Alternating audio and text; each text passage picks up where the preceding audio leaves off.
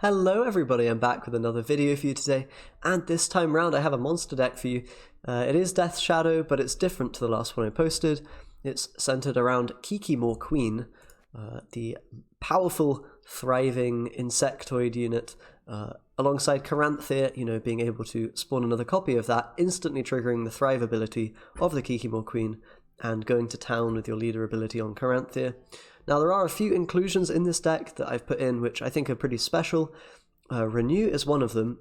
The deck was often running Renew before, but now it might even be better than it was previously because Renew has been decreased in provisions and can now only play 9 cost or less units. But that's actually quite useful because a lot of the good Renew targets in this deck are 9 provisions or less. Caretaker, Matter, sometimes Osrel, Goliath, Caranthir, and then even the 7s are not too bad to renew sometimes. Renewing Penitent in order to get the other 7 out of the deck, maybe after you've already eaten it, is definitely an option in a lot of situations. But realistically, Renew onto Caranthir makes this deck really quite special. Often opponents are going to be expecting that Caranthir to come down with the leader.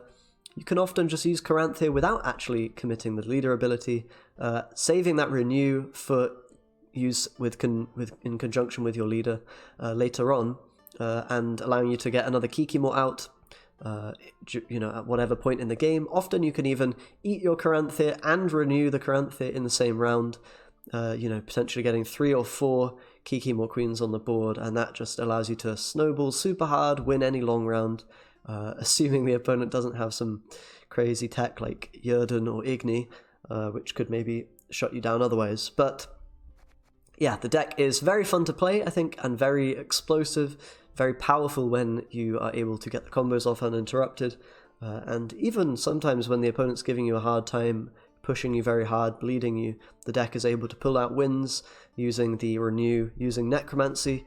To get a 3rd Lava as well is a really big deal, and I think helps the deck hugely compared to versions that people have been playing prior. So all in all, just really powerful. You want to use the lava and of course the Andriga eggs to spawn insectoids, and that's going to give you a row that's really powerful with Kikimore Queen, and you've got a lot of them, so you can play a lava or 2 in an earlier round, get more with Necromancy or Renew.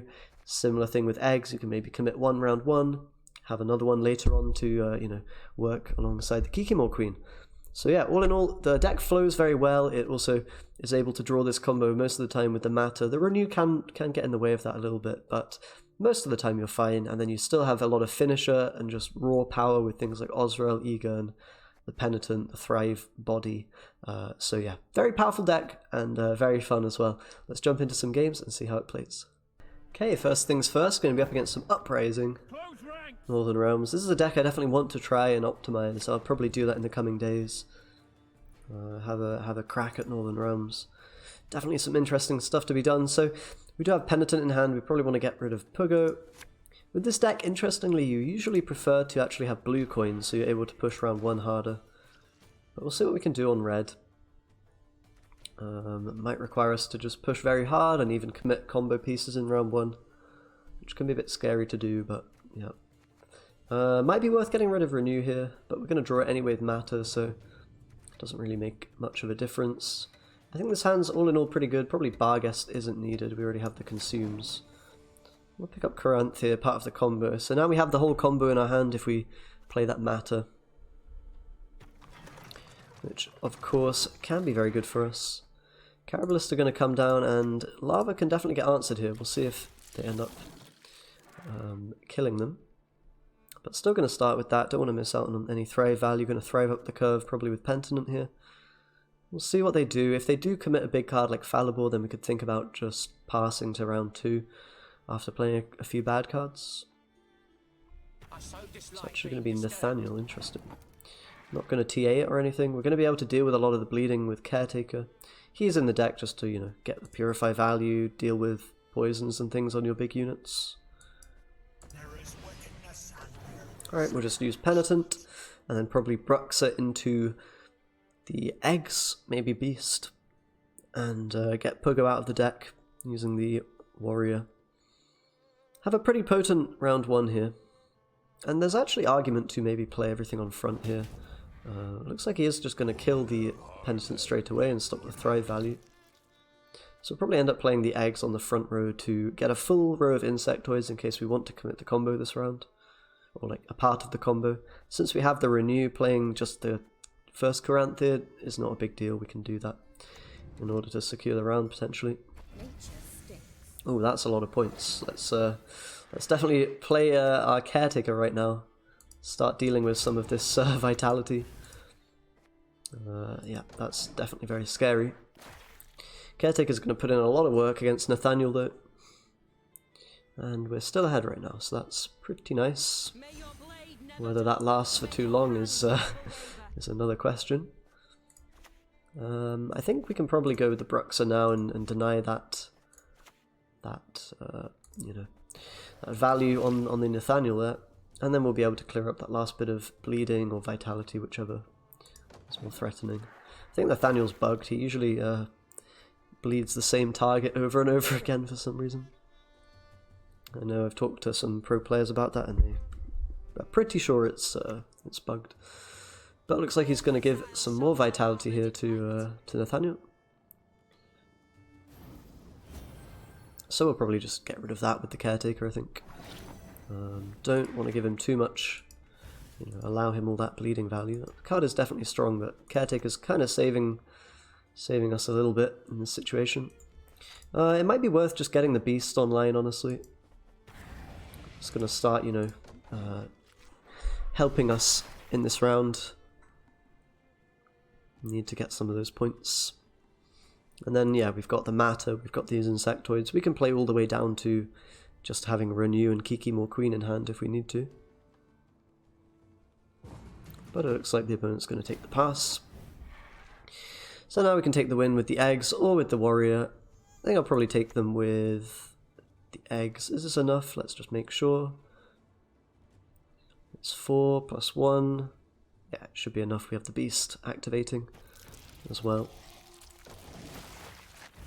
Just got to make sure on your maths sometimes in case bad things happen. But okay, we've got the round 1 victory secured. And Northern Realms has a pretty scary round 3, but I think we can handle it pretty much every time here. We have the combo in hand. Maybe not right now, but we'll be able to draw into it, you know, with the Matter. Let's just get rid of these weaker Noonwraith bronzes. They're kind of there as, you know, last resort top decks or maybe round 1 plays. So we don't need them at this point. We're now looking for the really big boys. The warriors are kind of big because they can eat, you know, eggs early in the round or big units later.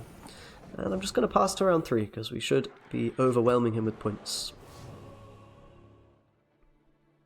Could also probably bleed him and do reasonably well there, but we have so much long round value with Lava, with Larvae, with the Queen, you know, with all this stuff. So let's get rid of Noonwraith.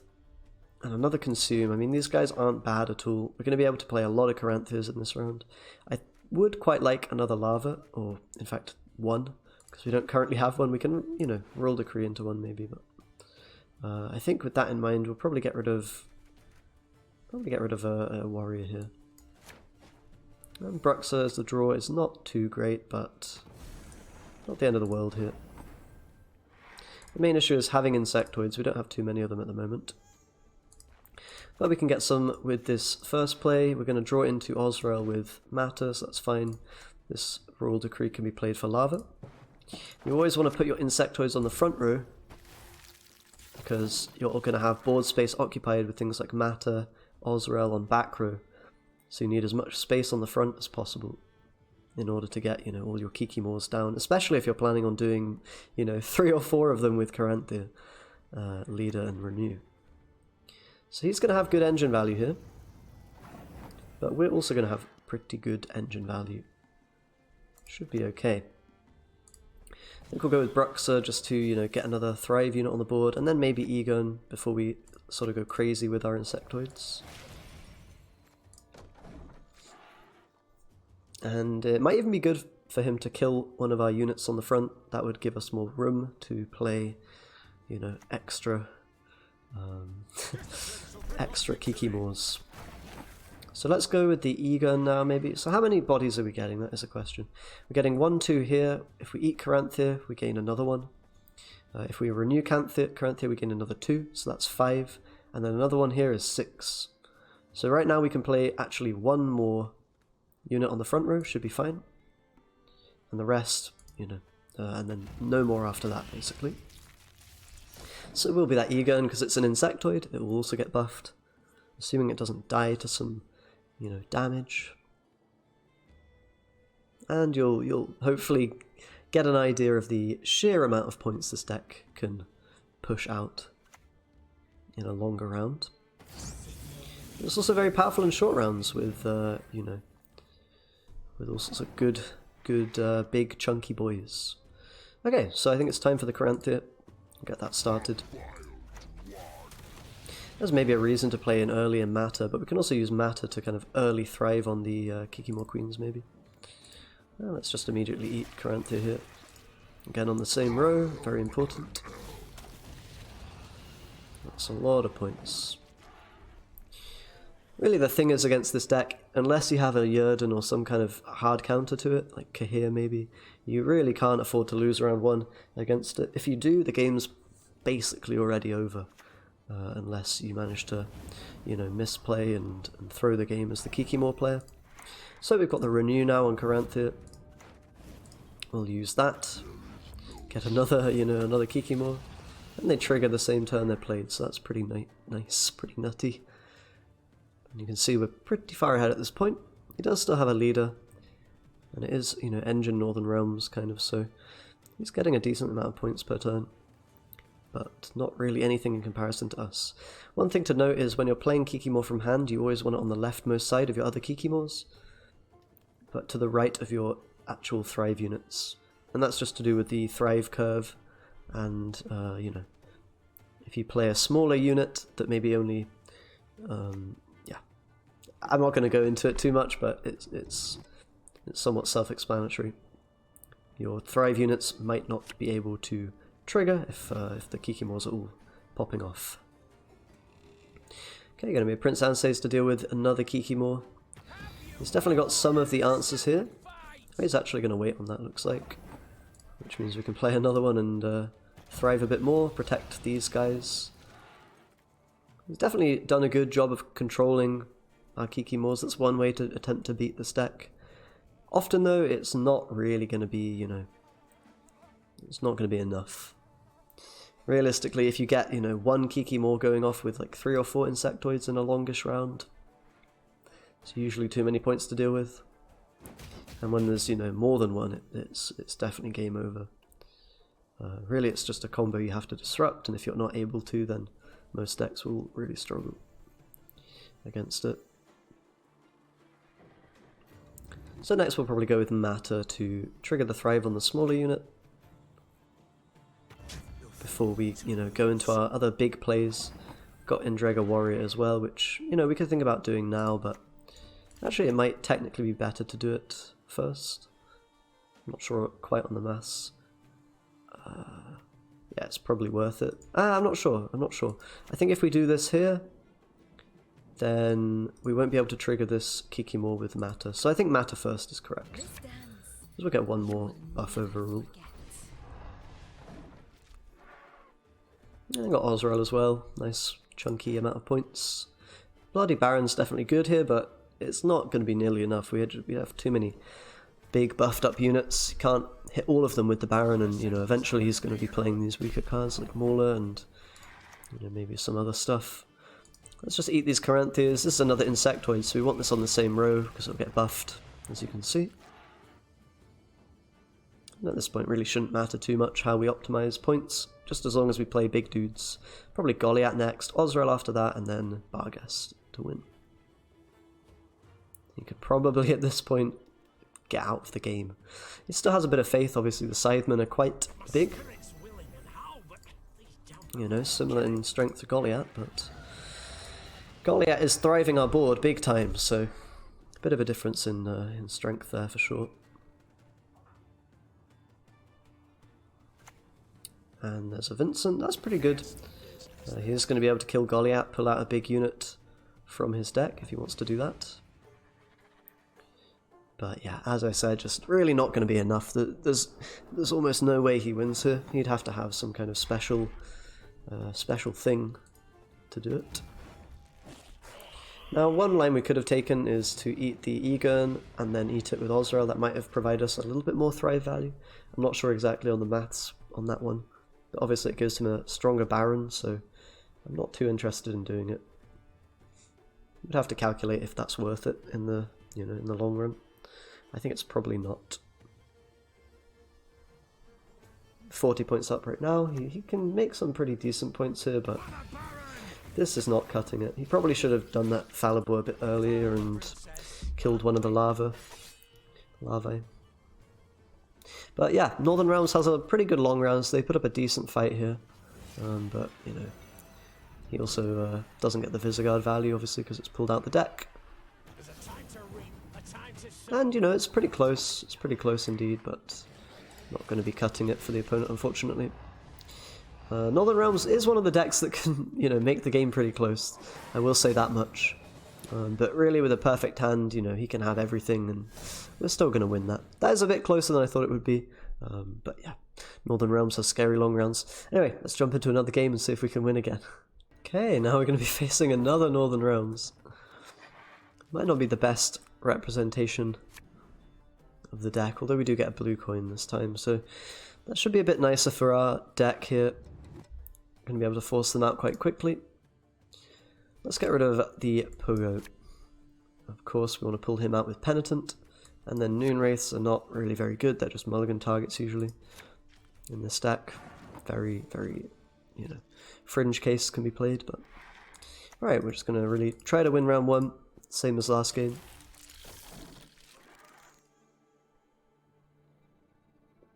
And yeah, we'll see how it goes. Maybe I'll play one more game to give, more of a showcase against other factions. We'll see how it goes. But Northern Realms, you should be, having a decent time against. Their long round is scary, but, they have control as well. But probably slightly weaker power level compared to something like Skellige or maybe Syndicate. Syndicate, I think you have a good time against with this deck. Tends to be winning. You've got Caretaker to deal with poisons, etc. The opponent's definitely giving us a hard time in this round 1, though. Let's see what we can do here. Might be worth playing this Penitent with Royal Decree. Doesn't feel amazing, but it does give us a bit more thrive in this round, a bit more pressure, a bit more power. And it might be the case that we have to commit Caranthir and some big units as well. He has used Fallible and Sheila, which are both pretty good cards. Good for controlling our board. So maybe we'll be okay here. Still got that 5 points waiting with the magic lamp. Let's go for eggs now, and then yeah. Click the lamp, start thriving up a bit here. I think I might go for an early warrior play, just so that we can, commit the Caranthir and push and win the round. It's going to mean we have a little bit less power for round 3, but that should be okay, I think. We were able to win the last game, although not by a huge amount of points. It was still pretty convincing. And the Beast is also going to help here, assuming it doesn't die, which I guess it probably will. Yep, there's a Philippa. Opponent's really trying to win this round, looks like. So I think I have to, respect that on some level. I'm going to play my Caranthir here. And fight back. They've committed so many good cards though, so, as long as we get out this round in reasonable shape, we're probably in a winning position most of the time. We don't want to commit our leader, so we're just kind of playing the Kikimor Queen to, really get the value on these drones, assuming she doesn't die. Might be the case, but there's Baron as well. Wow, okay. The opponent's really going in this round. Really trying to do it. So okay, we could probably just play a couple more cards. Caretaker Goliath. I think it'll be enough to win me the round. We'll see though. They're probably running out of steam because they've played so many golds, so many power plays. The only thing left really is Prince and Says. Probably. Okay, Centurion Enchantress. I think we'll just take away that value there, play Goliath, and then probably get out of this round, I think. Because we want to hold on to the combo if possible. And they probably don't even have the points here, I would imagine. Pretty difficult to make 15 and 2 once all your power plays are out. We'll see though. Maybe they have Visigodd or something else that they can use. If not, then they're probably sitting on a bunch of bronzes, which might make it awkward to play on. The good thing about committing the Kikimor Queen, the real issue is that does brick our leader on some level. I guess we could, you know, maybe go Caranthea on an egg or something. Get a little bit of leader value, but realistically we'd much rather use that on the alternative option. So it looks like, yeah, he kind of spent all his power and then was left with not much left. Be able to win the round despite that huge push from the opponent. This is kind of why you like having blue coin, because you're pretty much always able to win the rounds, provided your hand isn't, you know, too bad. Let's get rid of Barghest. I don't think we need all of the Consumi guys. Okay, Egon's fine. And we could, you know, we could even think about playing the Egon here. But I think also just going to the round 3, the long round 3, and having a similar kind of situation to the last game will be very good for us. It should be an even, you know, bigger win this time, because they did commit a lot of their power in round 1 trying to push. Now we don't have, you know, we're missing one of our Kikimor Queens, so that is going to be a little bit of a problem in the sense that we'll lose a few points, but probably won't be the end of the world. Okay, Noonwraith is not so good, and yeah, it's still not so good. Okay, hand is a bit awkward. We didn't find lava, we didn't find egg, so we don't have much in the way of, you know, of units to use with the Kikimor. That being said, we do have Matter into Necromancy. Let's go for that play.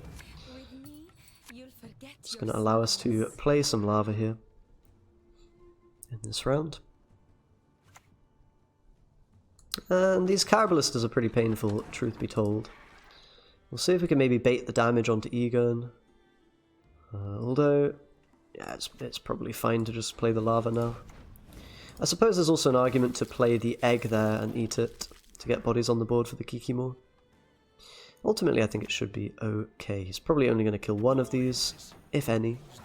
And it looks like he's actually taking his time with the Caraballistas. He might be saving them for the Kikimor Queen, because they can, you know, shut us down a little bit by doing that. So I think here I'm just going to play Egon. It's probably good if he kills one lava here, instead of killing a Kiki Queen with this damage. Okay, Vincent, that's pretty powerful, but I think not the end of the world. And he is going to snipe one lava, so now I'm feeling pretty confident in my ability here to push a little bit. I could even play Pugo now, but I think that just loses us Kikimor value. So, renew Caranthea, and okay, he's just going to pass out. Alright, not too bad, another win. I think I'll show another game, because we did just get 2 Northern Realms in a row, so let's go into another one and see if we can win a third time. Okay, let's get into a rare third game. Going to be up against Skellige. Looking quite strong, honestly. Some of them now optimized lists for the Ursine Ritual. Definitely powerful. We're on red coin, which might come as a disadvantage. We'll see. Let's get rid of a Noonwraith then, because these guys are not particularly good, as we've been over. Yeah, let's get rid of both. Okay, Pugo's bad because that brick's Penitent, but we don't have him in hand at the moment. Probably going to want to push this pretty hard. We can maybe commit the...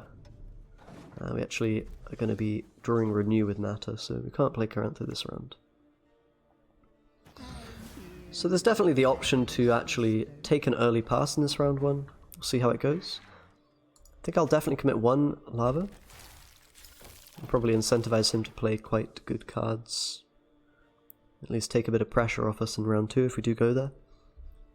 That's something I quite like doing with this deck on red, is just passing on 7 if the situation allows for it, and I think it probably does here. Let's play Bruxa next. Maybe I shouldn't bleed that because of Beast, but it's probably okay. And next we'll maybe play Egon.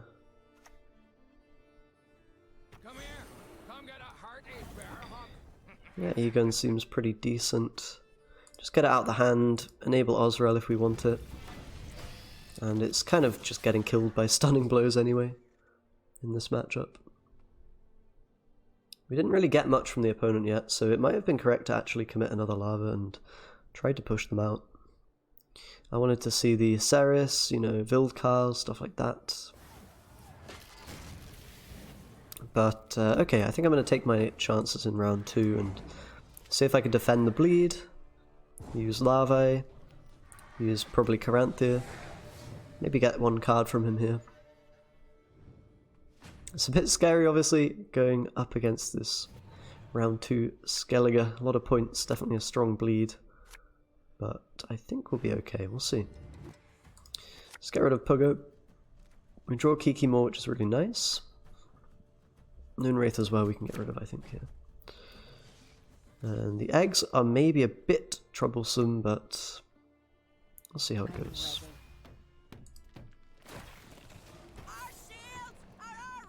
Really important question is, does he have Delirium? I think if he had it, he probably would have played it round 1. So I'm happy committing the lava on an empty board right now. See where to go from here. Just going to be a bear from the opponent for now, okay. Let's drop the Penitent then, and where do we want to put it? I think I probably want to put it on the front along with these larvae, because I'm going to play the eggs there as well, right? So I want to be able to eat both simultaneously with my warrior. Get the Kikimor Queen on this big, chunky, stacked row of insects. And that should be defending this push from the opponent most of the time. Let's see if that ends up being the case. It can actually be quite good to just pass early against Lippy, I feel like, in general, as it takes a bit of the value out of that round 2 Lippy, if they want to go for that. Alright, up next we can play eggs, we can also play Beast, but Beast isn't growing right now, so it's not particularly exciting. Probably just the eggy boys. Now we might be a little bit too row stacked here, depending on what happens to play more than one Kiki Queen in this front row. This warrior is going to create a lot of bodies, and if those bodies end up, you know, end up going on the front, then that could be problematic. Okay, can probably go with the Beast here. It will pull out Crow Mother when he plays Decoction, and that's a pretty nasty tempo swing. But we are getting Thrive on our guys, so I want to do that just before eating the Penitent here. Oh, it's quite Penitent. For some reason, it's a pretty big tempo swing, so he's, you know, getting a lot of points here. Time for us to get some of our value from the consume, I think. And, you know, now we've set up this Caranthir play, so that's coming up in a second. We've got Egon to, we've got Osrel in theory to get ahead here, but he doesn't know whether we have that or not, of course. It's going to be a stunning blow, so that's one possible answer to a Kiki Queen also out of his hand. No longer there, which is pretty good for us. So we'll just play the Queen, nothing else. Got the Renew in hand with Matter, so if he passes here, we're happy. If he plays on, we're happy. We'll probably get a card from him. Both situations should be pretty good. We don't even necessarily have to do Kikimor Queen things in round 3, if we decide that that's not worthwhile. It's just a very awkward position for the opponent. Whenever you pass on 7 with Kiki Queen, you get to defend the bleed, and yeah, here we're looking pretty good, I think. We can get rid of eggs if we want, although that is a pretty nice card to be able to get a lot of insects on the board for round 3. Since we don't have lava anymore, I'm kind of interested in keeping it. Probably worth playing Goliath then, with that in mind. Maybe it's worth playing the eggs. Nah, probably Goliath. I know that feels very weird, but you've got to recognise the main win condition here is, in fact, the Kikimor Queen and not, you know, not just playing big dudes. So by having a bit of a bigger board for the queens, then that's going to be good for us. Definitely this deck is difficult to play, and there's some kind of skill ceiling to it, or skill floor even. Let's get rid of the Noonwraiths, they're pretty bad. There's Renew, so now we're drawing into Decree, which is very good. Ah, now we're drawing into Osril or Caretaker. So we can also Necromancy for 1 lava, so our row is going to be full up with insects, which is pretty good. We'll start with that, just to get the Thrive going, of course. And probably Rural Decreeing for a way to eat eggs. We don't even necessarily need to eat them. You can also just play it as a 4 that gets buffed by the Kikimor Queens. We'll see. Maybe depends what the Matter pulls. If Matter is pulling us, you know, a good card, then it might be worth, you know, Rural Decreeing for the Consume. If not, then it's probably worth decreeing for Osril instead. I don't know, maybe we should just Osril immediately here. Definitely an argument to deny the Sigdrifa's right. A bit late for that anyway, though, at this point. So maybe let's Matter now, see what we get. We could also just play the eggs and then go for this Kikimor shenanigans. That's maybe just the correct play. I think we'll do that instead.